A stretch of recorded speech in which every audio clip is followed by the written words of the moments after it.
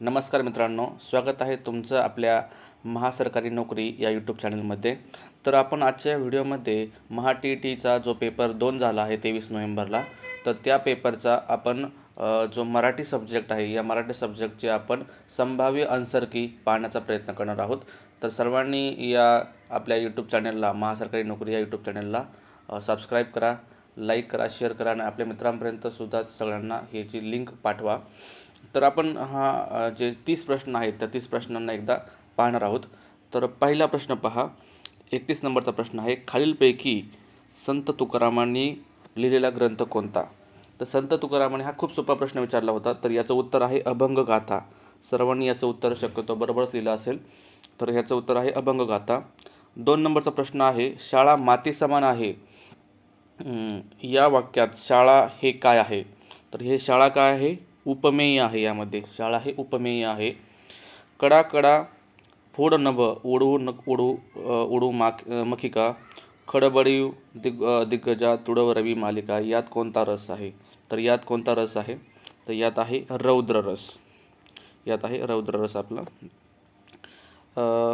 अजून यामध्ये जर आपण पाहिलं, तुला काय पाहिजे? पुढचा प्रश्न आहे, तुला काय पाहिजे या वाक्यातील काय शब्द कोणत्या प्रकारचे सर्वनाम आहे? तर यामध्ये काय काय या शब्दाला विचारले. तर काय हा शब्द काय आहे? प्रश्नार्थकमध्ये आहे. तर ह्याचं उत्तर आहे प्रश्नार्थक. ठीक आहे. माधुरी माझ्या बहिणीची मुलगी आहे या वाक्यात किती नामे आली आहेत? तर याच्यामध्ये माधुरी माझ्या बहिणीची मुलगी आहे, तर याच्यामध्ये 3 नामं आले आहेत, माधुरी, बहीण आणि मुलगी. तर याचं उत्तर आहे 3. ओके. त्याच्या पुढचा जर आपण बघितलं, विनिताने लाडू खाल्ला या वाक्याचे अपूर्ण भविष्यकाळी रूप कोणते? तर याचं उत्तर असेल, विनिता लाडू खात असेल. हे जे 36 नंबरचा प्रश्न आहे, याचं उत्तर आहे विनिता लाडू खात असेल. भविष्यकाळ, अपूर्ण भविष्यकाळाचं उत्तर आहे. स्वभाव प्लस उक्ती याचा योग्य संधी शब्द कोणता? तर याचा योग्य शब्द आहे स्वभावोक्ती. याचा योग्य आन्सर आहे स्वभावोक्ती. हरिहर हे पुढचा प्रश्न, हरिहर हे कोणत्या समास प्रकारचे उदाहरण आहे? तर याचं उत्तर आहे इतरेतर द्वंद्व. याचं आहे इतरेतर द्वंद्व. 39 नंबरचा प्रश्न आहे, पुढीलपैकी वर शब्दाचा समानार्थी नसलेला शब्द विचारला आहे. तर श्रेष्ठ म्हणजे वर असतो, आशीर्वाद म्हणजे वर असतो, नवरा मुलगा म्हणजे वर असतो. फक्त जरा म्हणजे वर याचा समानार्थी शब्द नसतो वर हा. तर याचं उत्तर आहे जरा. पुढचा प्रश्न आहे, पुढीलपैकी विरुद्धार्थाची योग्य जोडी कोणती? भाऊ भ्राता, मित्र दोस्त, सूतपुत्र उत्कर्ष अपकर्ष. तर भाऊ भ्राता हे समानार्थीमध्ये आहे, मित्र दोस्त हे समानार्थीमध्ये आहे, सूतपुत्र हे समानार्थीमध्ये आहे. उत्कर्ष आणि अपकर्ष हे काय आहे? विरुद्धार्थाची योग्य जोडी आहे. तर याचं उत्तर आहे 4 नंबरचं. 40 नंबरचा प्रश्न झाला. तर पुढचा आपला प्रश्न आपल्याला घ्यायचा आहे. पुढचा प्रश्न आहे, उतार्यावर वाचन करायचं आपल्याला. उतारा वाचन करून प्रश्नांची उत्तर द्यायची. तर याच्यामध्ये आपण जे उत्तर आहे ते डायरेक्ट सांगतोय मी.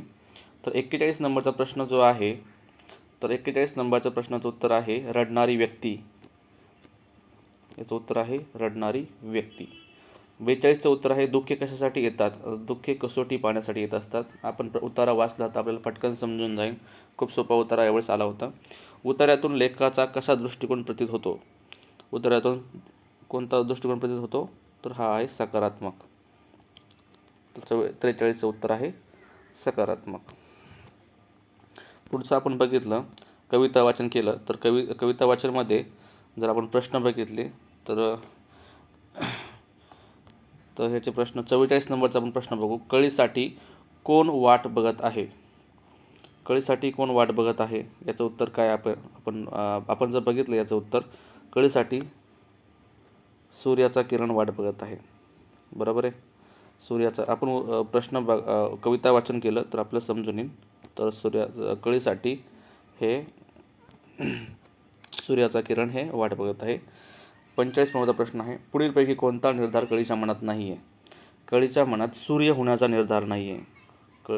कळीच्या मनात सूर्य होण्याचा निर्धार नाही. कवितेतील कळी म्हणजे कोण असावे? कवितेतील कळी म्हणजे कोण असावी? आता ह्या प्रश्नामध्ये थोडी संभ्रमावस्था आहे. बऱ्याच जणांचं म्हणणं आहे की ह्यामध्ये फुलाची कळी हे उत्तर असावं आणि काही लोकांचं म्हणणं आहे जन्माला येणारी मुलगी.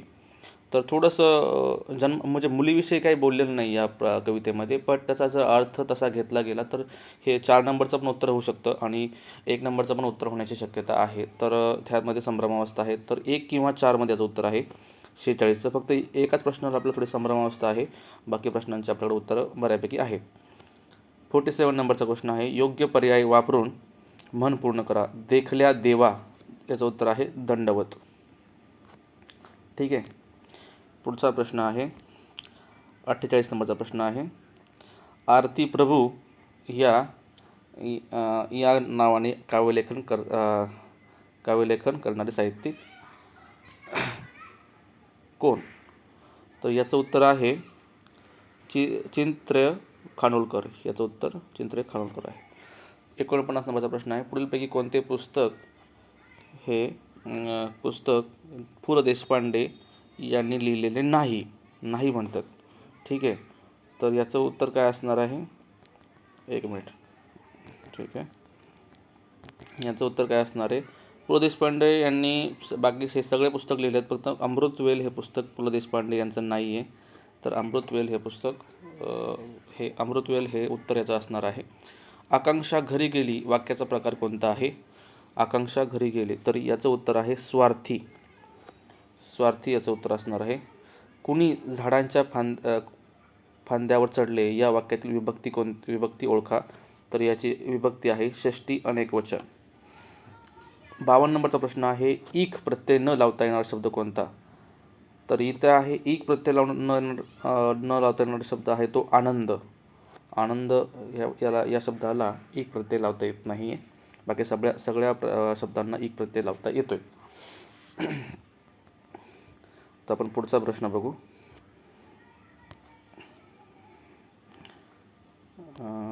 पुढचा प्रश्न बघा आपण.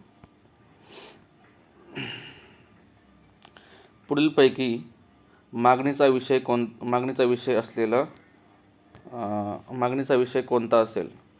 तर कोणत्या पत्रामध्ये मागणीचा विषय असणार आहे ते आपल्याला बघायचं आहे. तर याच्यामध्ये आपण बघा, लग्नासाठी बोलवणे, विद्यार्थ्यांना बक्षीस देणे, प्रमुख पाहुण्यांचे आभार मानणे, विद्यार्थी भांडारासाठी स्टेशनरी घेणे. तर याच्यामध्ये विद्यार्थी भांडारासाठी स्टेशनरी घेणे यासाठी आपण जनरली मागणीपत्र पाहतो. तर याचं उत्तर आहे 4 नंबरचं. अ, आ, इ, ई, उ हे कोणत्या प्रकारचे स्वर आहेत? ते सजातीय स्वर आहेत. एकदम सोपं आहे. धरणी या शब्दाचा लघुगुरु क्रम कसा आहे? तर याचा 4 नंबरचं उत्तर आहे. तुम्ही बघू शकता याचं उत्तर हे 4 नंबरचं आहे. झाकले माणिक याचा योग्य अर्थ काय? झाकले माणिक याचा योग्य अर्थ काय? साधा पण गुणी मनुष्य. नंतर आपण जर बघितलं 57 नंबरचा प्रश्न, तर 57 नंबरच्या प्रश्नामध्ये पुढीलपैकी शुद्ध शब्द ओळखा. एकदम सोपा प्रश्न आला त्यावेळेस शुद्ध शब्द ओळखण्यासाठी. 2 नंबरचा ऑप्शन हा करेक्ट आहे, वायुपुत्र. पुढीलपैकी वचन नियमाच्या दृष्टीने गटात न बसणारा शब्द कोणता? याचं उत्तर आहे फुले.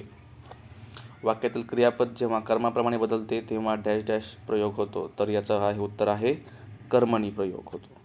आणि 60 नंबरचा प्रश्न आहे, तुला हे पुस्तक आवडले का? डॅश डॅश या वाक्यात गाळलेल्या जागी कोणते विरामचिन्ह येईल? तर याचं एकदम सोपं आहे. प्रश्न विचारला आहे तुला हे पुस्तक आवडले का? तर याचं उत्तर आहे प्रश्नचिन्ह. 2 नंबरचं उत्तर आहे. तर हे 30 प्रश्न होते मराठी विषयाचे.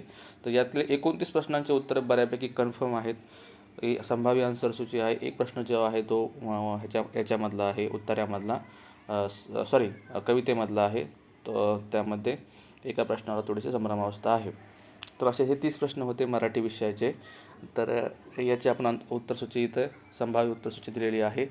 तुम्हाला जर हा व्हिडिओ आवडला असेल तर नक्कीच हा व्हिडिओ शेअर करा. आणि आपल्या चॅनलवर अजून नवनवीन अपडेट्स भरतीविषयी असतात, तर त्या अपडेट्स तुम्हाला मिळत राहतील जर तुम्ही चॅनलला सबस्क्राईब केलं असेल तर. आणि आपल्या टेलिग्राम चॅनललासुद्धा तुम्ही जॉईन व्हा. टेलिग्राम चॅनलची लिंक जी ही व्हिडिओच्या डिस्क्रिप्शनमध्ये मी देईल, त्याला तुम्ही लिंकवर क्लिक करून तुम्ही टेलिग्राम चॅनललासुद्धा जॉईन होऊ शकता. धन्यवाद.